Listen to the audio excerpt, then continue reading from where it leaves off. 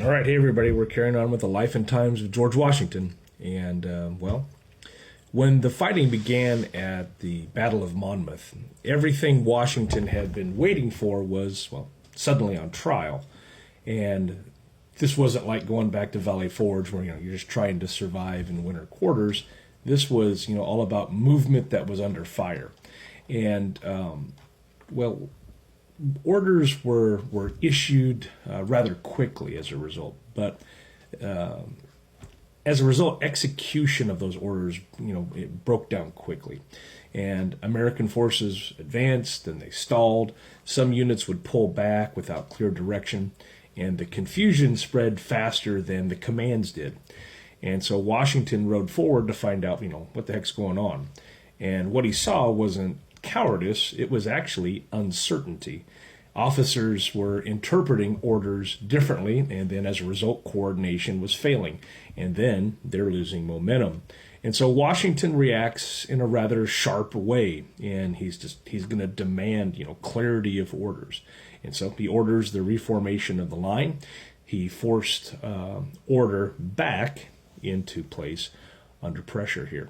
This was not, because the thing was, discipline was going to matter if the orders were going to be executed properly. And the discipline was not a form of punishment, but it was more important for that aspect of structure. And so the training from the previous winter began to show in the way that the men followed those orders. Units started holding their ground. The rate of fire was returned steadily. The lines were stable. And, the fighting dragged on what was in some brutal heat. It was a rough summer day. And the exhaustion that the men were experiencing under these conditions, it replaced the panic that we were kind of seeing early on in the battle. But eventually, though, neither side broke. And by nightfall, the British they withdrew. And so the field remained contested. So Monmouth wasn't really a decisive victory, but it did turn out to be, proof that the army did not collapse when, the plans were unraveling. It would adapt. And at Monmouth, discipline was not, tested.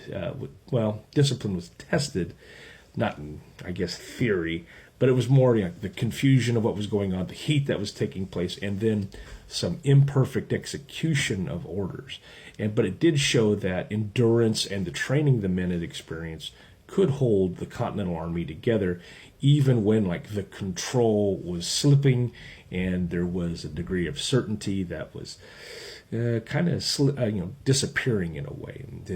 But Washington was able to at least claim some sort of moral victory after the Battle of Monmouth.